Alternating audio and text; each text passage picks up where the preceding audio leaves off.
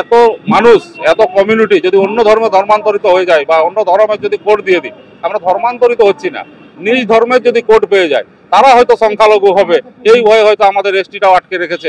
বা আমাদের এই মুহূর্তে কলকাতার রাজপথে রয়েছে কর্মী সমাজ। তারা বিভিন্ন ধরনের দাবি নিয়ে কলকাতার রাজপথে, সাধারণত কর্মীরা কলকাতা খুব কম আসেন। বড় কোনো জয়েন্ট বড় বড় মিছিল মিটিং হলে, ফাঁসিবাদ বিরোধী হোক বা কোনো সাম্প্রদায়িকতা বিরোধী হোক কিংবা যে কোনো গণ আন্দোলনের বিষয়ে তারা কলকাতায় আসেন, তাদের সঙ্গে মাঝে মাঝে দেখাও হয়। কিন্তু আজকে পুরো একদম স্বতন্ত্রভাবে ইন্ডিভিজুয়াল কিছু বেসিক দাবি নিয়ে তারা কলকাতার রাজপথে। কারণ দীর্ঘদিন ধরে আপনারা জানেন বিভিন্ন ধরনের দাবি দাওয়া নিয়ে একসময় রেল অবরোধ পর্যন্ত হয়েছে। তো সেই সমস্ত ঘটনা বিভিন্ন গদি মিডিয়া অন্য ন্যারেটিভে অন্যভাবে জিনিসটাকে দেখানোর চেষ্টা করে, কিন্তু আমরা সরাসরি তাদের পেয়েছি যারা এই আন্দোলনটা করছেন। এবং সরাসরি রানী রাসমণিতে আপনারা দেখতে পাচ্ছেন পেছনে স্টেজে এখানে প্রোগ্রাম চলছে, বহু মানুষ এসেছেন সেখান থেকে। তো আপনারা মূলত এসছেন কোন জায়গা থেকে? আমরা 4টা ডিস্ট্রিক্ট থেকে এসেছি, ঝাড়গ্রাম, পুরুলিয়া, বাঁকুড়া, পশ্চিম মেদিনীপুর। বেসিক্যালি যে দাবিগুলো আপনারা করছেন, এটা দাবিটা তো অনেক পুরনো। অনেক পুরনো, এটা 1950 সালের 6ই সেপ্টেম্বরের পর থেকে আমাদেরকে বঞ্চিত করা হয়েছে, সেদিনের থেকে এই আন্দোলন চলছে।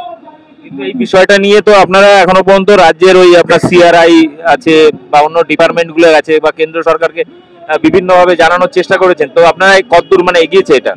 না, পশ্চিমবঙ্গ গভর্নমেন্ট সিআরআই পাঠিয়েছিল, ওখানে আরজিআই দপ্তর কেন্দ্র সরকারের সেটার ইয়েতে একটা রিমাইন্ডার, একটা চিঠি এসছে, যেটাতে বলা হয়েছে যে ফার্দার যদি কমেন্ট এবং জাস্টিফিকেশন কিছু থেকে থাকে তাকে পাঠাবার জন্য। কিন্তু ওটা এসছে 17 সালের চিঠিটা, তো আজকে 24 সাল, এতদিন পর্যন্ত ওইটা যাচ্ছে না, কোনো মতে ঠান্ডা ঘরে পড়ে আছে। কিন্তু এখানে ঠান্ডা করে পড়ে আছে বেসিক্যালি কি কারণের জন্য? রাজ্য সরকার কি কারণ চাইছে বা কি ডকুমেন্ট চাইছে? না, সেটা রাজ্য সরকার বলতে পারবে না যে কি কারণে। আমরা বিভিন্ন সময় বসেছি রাজ্য সরকারের সঙ্গে। আপনারা তো গত বছর না তার আগের বছর এসেছিলেন সিআরআই দপ্তরে। হ্যাঁ, সিআরআই দপ্তরে আমরা এসেছিলাম, অনেকবার আমরা বনসাল সাহেবের সঙ্গে বসেছি, কিন্তু বলছে এই পাঠাচ্ছি, এই দেখছি, মানে প্রতিশ্রুতি মাত্র পেয়েছি আমরা। কিন্তু এখনো পর্যন্ত যেটা আমাদের দরকার, আবার চিঠি চাপাটি হয়েছে, অস্বীকার করবো না, বিভিন্ন ধরনের চিঠি চাপাটি করা হয়েছে, কিন্তু যেটা যে চিঠি চাপাটিগুলো যাচ্ছে ওগুলো প্রতিটাই রিজেক্ট হচ্ছে। খালি বলছে যে কর্মীর সিআর এর উপর কমেন্ট এবং জাস্টিফিকেশনটা দরকার।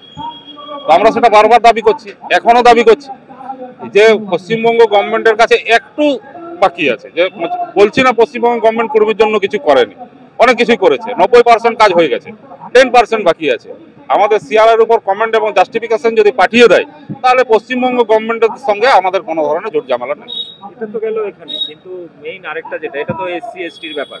কিন্তু আমরা একটা সময় শুনেছি যে আপনাদের এসটি ক্যাটাগরিতে ঢোকানোর ব্যাপারে অনেক আদিবাসী সংগঠন তাদের অবজেকশন ছিল। দেখুন, কার কার অভিযোগ আছে আর কে বাধা দিচ্ছে সেটা বড় ম্যাটার নয়। বড় ম্যাটার এটাই হচ্ছে আমাদের সাংবিধানিক অধিকার, এটা আইনের বলে পাবো আমরা।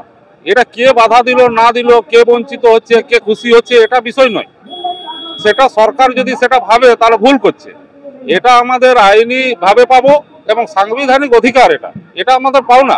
কারোর সাথে এই নিয়ে কোনো বিরোধী নিয়ে আমাদের কোনো বিরোধ নেই। বিষয়টা হচ্ছে যে বাকি একটা সারনা ধর্ম, একটা সময় ভোট এলেই বিজেপি আরএসএস এর মতো বিভিন্ন রাজনৈতিক দল তারা মনে করে যে আদিবাসী, দলিত সব বা আমাদের হিন্দু। আলাদা করে এই সারনা ধর্মর দাবি উঠছে নতুন করে। আমরা দেখছি বুদ্ধিস্ট ইন্টারন্যাশনাল বা রামরতন আম্বেদকর, তিনিও পর্যন্ত বিভিন্ন জায়গায় মানুষ দলে দলে বুদ্ধিস্ট হচ্ছেন। কোথাও আবার সারনা ধর্মের নিজের আইডেন্টিটি ঠিকঠাক প্রতিষ্ঠিত করার জন্য আইনি লড়াই করছেন, আন্দোলন করছেন। তা আপনারা আলাদা করে এইটার প্রয়োজন কেন মনে পড়লো যে সারনা ধর্মকে আবার আমাদের একটা আইনি স্বীকৃতি দরকার? দেখুন, বাস্তব পক্ষে কর্মীরা সারনা ধর্ম লোক। সারনা কথার অর্থই হচ্ছে সত্য, সত্যটাকেই আমাদের ভাষায় সারনা বলা। সার জিনিসটা যেটা আমরা কোনো পরিকল্পিত জিনিসের উপর আমরা বিশ্বাস করি না, আমরা যেটা চোখে দেখি সেটা বিশ্বাস করি। যার জন্য আমরা প্রকৃতির পূজারী। আমরা সকাল সন্ধ্যা আমরা সূর্যর পূজা করি বা তাকে আমরা সম্ভাষণ জানাই, আমাদের মা বোনেরা সকাল থেকে সন্ধ্যা। আমরা গাছের পূজা করি, আমরা বাতাসের পূজা করি, আমরা মাটির পূজা করি, আমরা আগুনের পূজা করি। প্রত্যেকটা জিনিসের বাস্তব জিনিসের উপর আমরা পূজা করে থাকি। আমাদের যাওয়া আছে, করম আছে, জিতা আছে, আমাদের বাঁধনা আছে, টুসু আছে, প্রত্যেকটাই প্রকৃতির আধারে আমাদের সমস্ত পরব এবং পূজাগুলো হয়ে থাকে। তাহলে আমরা কোনো জায়গায় আমরা দেখিনি যে কোনো মূর্তির প্রচলন আছে বা আমরা হিন্দু ধর্মের লোক। আরজিকেল দেবদেবী প্রতি আমাদের বিশ্বাস নাই, আমরা প্রকৃত অর্থে প্রকৃতির পূজারী, অতএব আমরা সারনা ধর্মের লোক। এটা আজ না, দীর্ঘদিন ধরে প্রত্যেকেই জানে যে আমরা মূর্তি পূজা বিশ্বাস করি না। কিন্তু এই যে আপনার এই দুটো দাবির পাশাপাশি আর কি কি দাবি আছে বেসিক্যালি এখনো? না, আমাদের মূলত তিনটাই দাবি। একটা হচ্ছে কুর্মীকে পুনরায় শিডিউলে আনতে হবে, মানে এসটি করতে হবে। দ্বিতীয় হচ্ছে আমাদের নিজস্ব একটা ভাষা আছে যেটা পশ্চিমবঙ্গ গভর্নমেন্ট দ্বিতীয় রাজভাষা হিসাবে স্বীকৃতি দিয়েছে, এই ভাষাটাকে অষ্টম তফসিলিভুক্ত করতে হবে।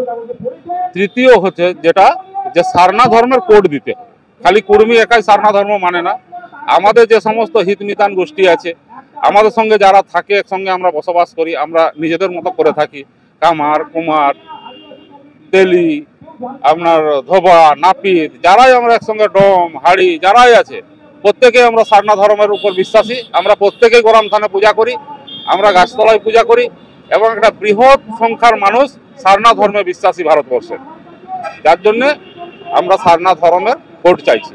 ওইটাই হয়তো সরকার, কেন্দ্র সরকার আতঙ্কিত যে এত মানুষ, এত কমিউনিটি যদি অন্য ধর্মে ধর্মান্তরিত হয়ে যায় বা অন্য ধর্মের যদি কোড দিয়ে দিই, আমরা ধর্মান্তরিত হচ্ছি না, নিজ ধর্মের যদি কোড পেয়ে যায় তারা হয়তো সংখ্যালঘু হবে, এই ভয়ে হয়তো আমাদের এসটিটাও আটকে রেখেছে বা আমাদের হয়তো ইয়েটাও কোডটাও ইয়ে করে রেখেছে।